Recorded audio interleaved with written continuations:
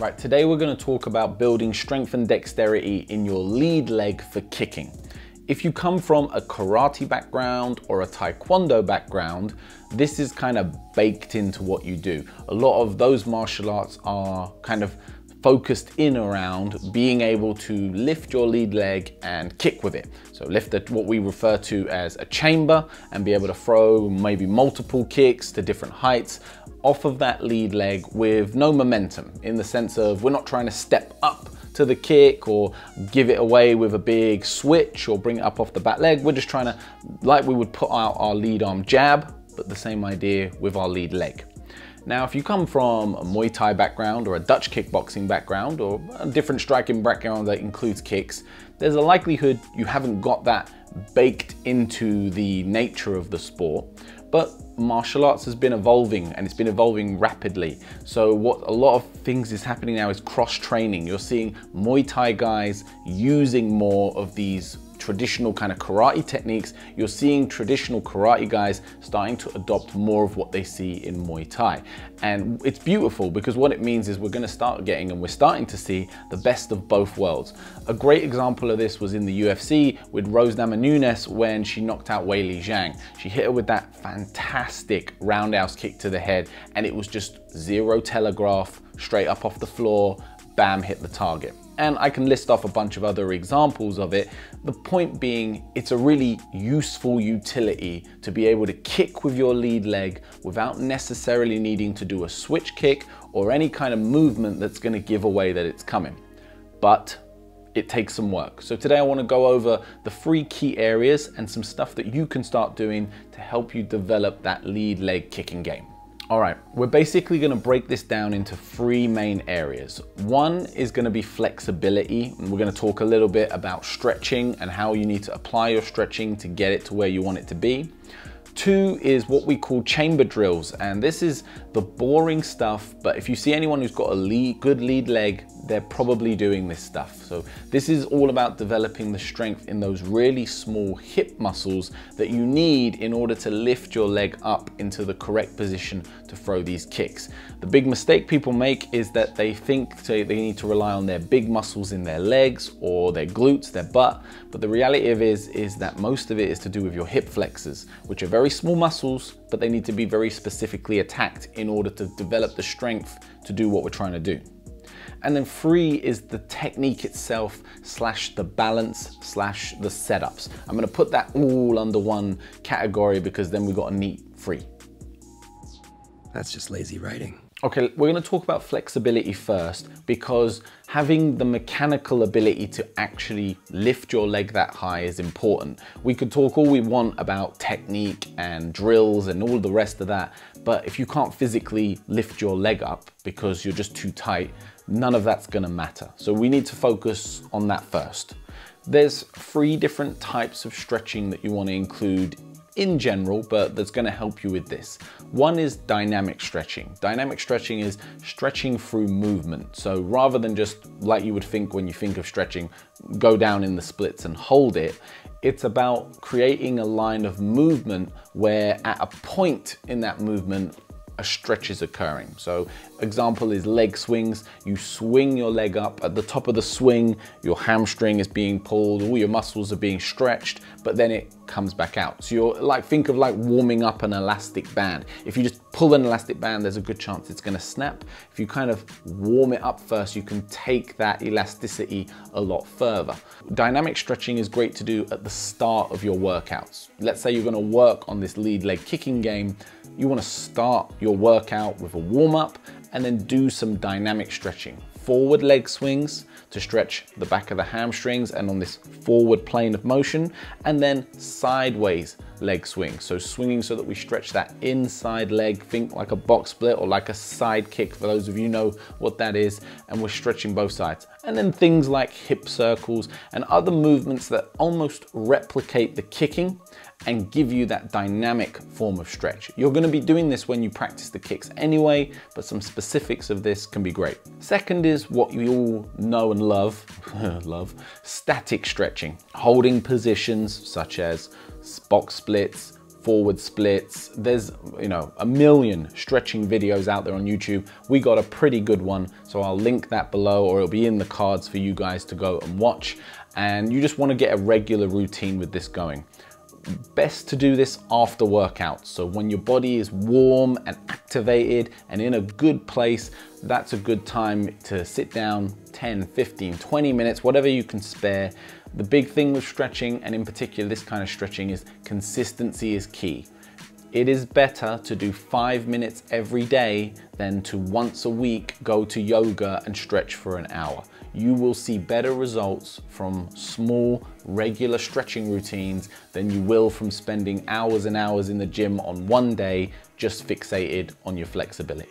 The third type is loaded stretching. Now this is particularly useful for any of you that have hit a plateau. You've been working on your flexibility. You do your dynamic stretches, you do your static stretches, you just don't feel like you're making any progress with it anymore. Loaded stretching, the idea of this is to start applying a little bit of weight to the stretch. Now when I say weight, I don't mean go pick up a 20 kg plate.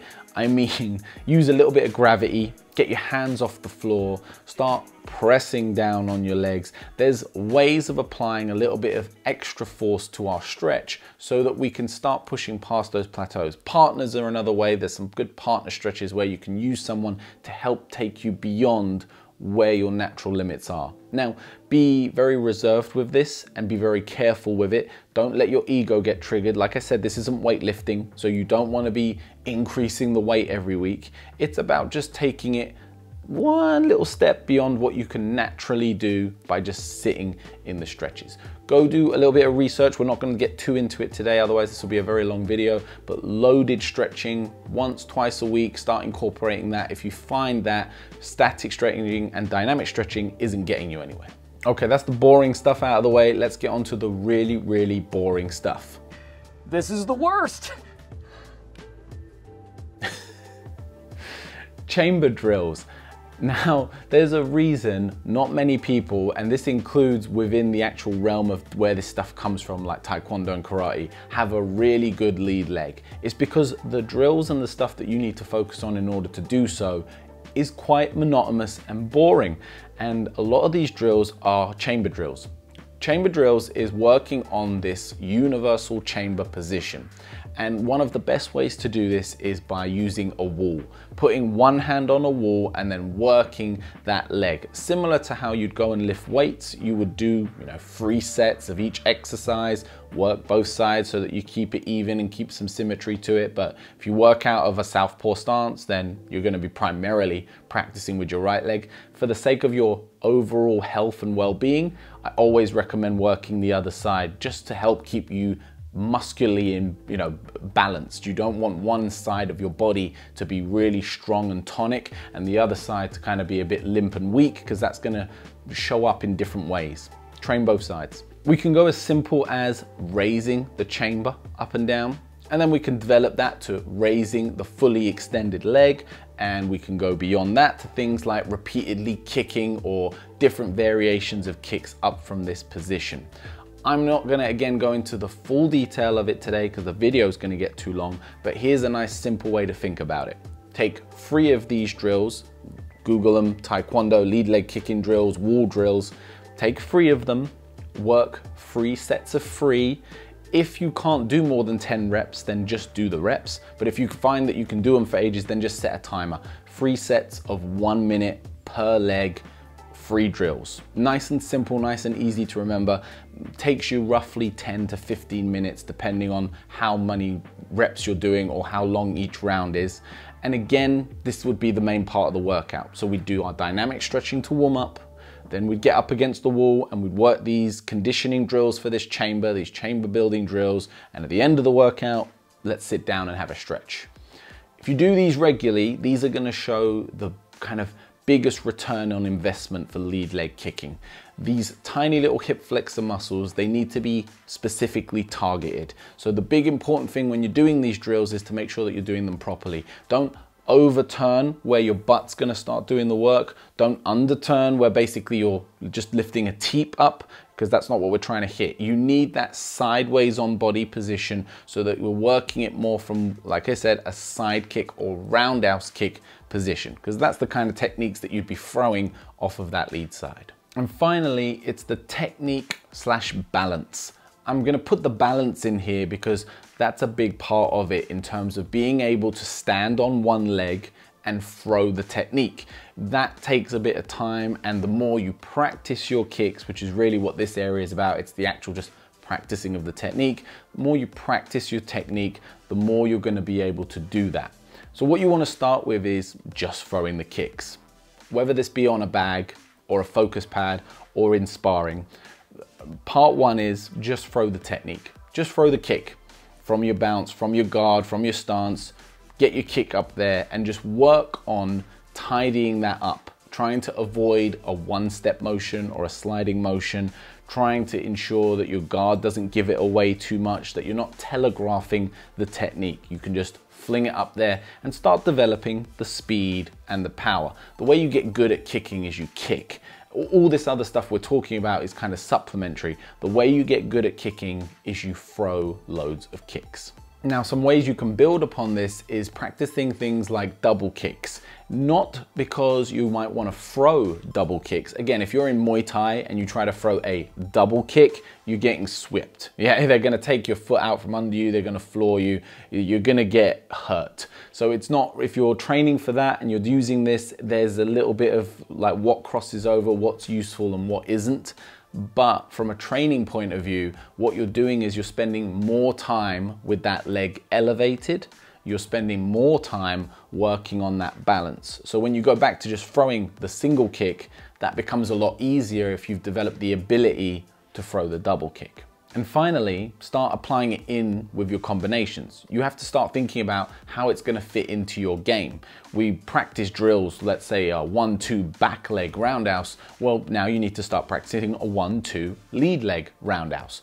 And again, if you're used to throwing that with a switch kick, so you need to also train it that you can throw it without the switch kick, and think about how that affects the distance, the timing, etc. So start thinking about and putting together combinations that either utilize the kick at the beginning of the combo, or more commonly, because you use your hands to set up your kicks, at the end of the combination. This is also about just working out that mechanic of where is your body weight and how do you transition it to then hit the target. So there we have it, guys. I hope that was useful to you. Stretching, chamber drills against the wall, and then just practicing the technique and combining it into your already built arsenal of stuff that you like to use. Hit like, hit subscribe, and I'll see you on the next one.